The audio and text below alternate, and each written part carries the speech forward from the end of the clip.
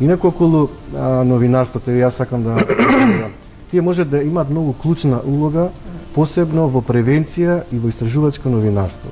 Значи, не е добар новинар кога ќе застане пред куќата каде што детето било или живее жртва и вели, еве, јави се јавувам од тука, оваа куќа тука се случило тоа.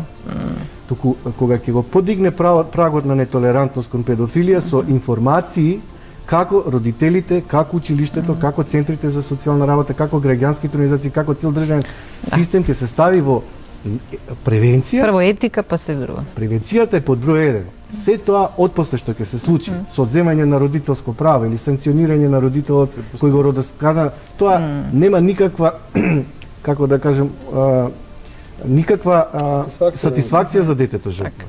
А превенцијата да. И сега зошто го кажав ова со превенцијата? Психолозите, генерално не обавуваат таа клучна превентивна улога во училиштето, посебно во градинки и во основно училиште. Кога ќе дојде детето, односно ученикот во средно училиште веќе е финален производ. Изградена, релативно изградена личност, што не значи дека не треба да се работи. Јас само забележам дека се повеќе психолозите, педагозите отстапуваат место на агресијата, на агресорите. Со нив не треба да се губи време. Тие се безнадежни случаеви. Родителите креваат. Значи, тие зафаќаат простор се повеќе на овие кои сакаат да се едуцираат, да се образуваат. Зошто? Многу се тешки за работа. Многу концентрација треба, многу работа треба. А нашиот образовен систем не е со воспитна компонента од таков тип каде што креативно, стручно, едукативно, информативно ќе се работи со тие деца, ќе се дебатира зошто има насилство во училиштата, зошто има организирани тепачки во училиштата, зошто главни јунаци се агресорите и тепачите, зошто не се работи на одредени човечки вредности, на ненасилна разработка на конфликти, на мирно образование. Студентите сака да прашат нешто од преска и гледам реагираат. Тоа ми се допаѓа. Кога сме веќе кај новинарите и кај медиумите, би сакала да прашам дали би требало да бидат во јавност изнесени оние деца кои доживуваат сексуално насилство од страна на еден родител, онаа жена која има доживеено семејно насилство, дали треба да бидат значи истакнати во јавноста со тоа што ќе се покаже нивната куќа, местото на живење, бројот на членовите на семејството, или пак треба да се заштити тоа дете, таа жена со цел правилно понатака да се изгради, да може нормално да функционира повторно во истата средина. Ние имавме пред 2 години обука со новинарите за правата на децата со посебен акцент за заштита на децата жртви на сексуална злоупотреба, педофилија. Верувајте, кај нив имаше веќе е нацрт кодексот во некаква форма и соработката исто така. Тие се свесни, но тоа се инциденти, тоа не можеме ние да кажеме дека генерално сите новинари се несовесни и ги откриват идентитетите. Значи, забележам се почесто мутирање на глас, иницијали, избегнување на дефинирање на град, село, возраст и така натаму. Повеќе влегуваат во тоа како настанала случката, како поука треба да извлечат родителите, како институциите треба да се стават во максимална заштита за рехабилитација и ресоциализација со детето жртва и евентуално превенција.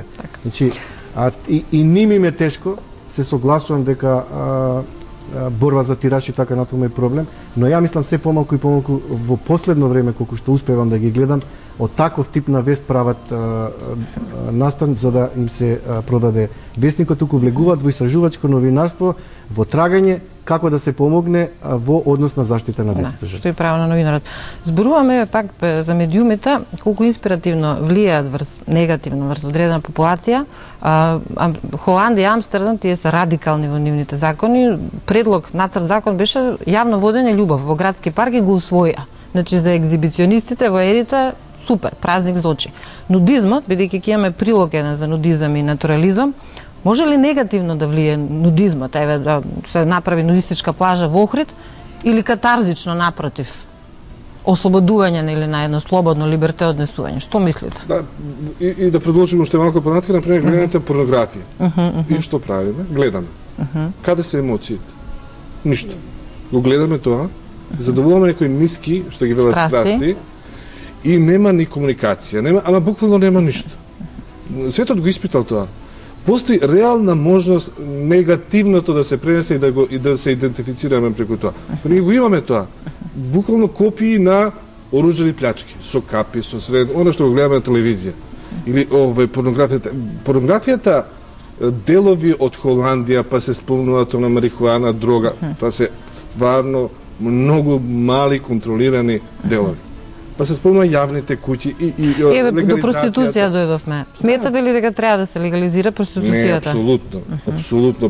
Легализацијата, не знам, може на прстите од една рака да се набројат држави каде што е легализирана. Па и оној пигал не е легализиран. Во Франција има и деловите што се, некои делови само има легализирани, меѓутоа што се постигна? Што е доброто, што е лошата страна на легализација? Лошата страна е дека во тие јавни куќи легализацијата се бараат све млади и млади, постојано млади, каде што е мотив за организиран криминал, трговија, регрутирање постојано на проститутки. Затоа што постојани проститутки никој ги не ги сака.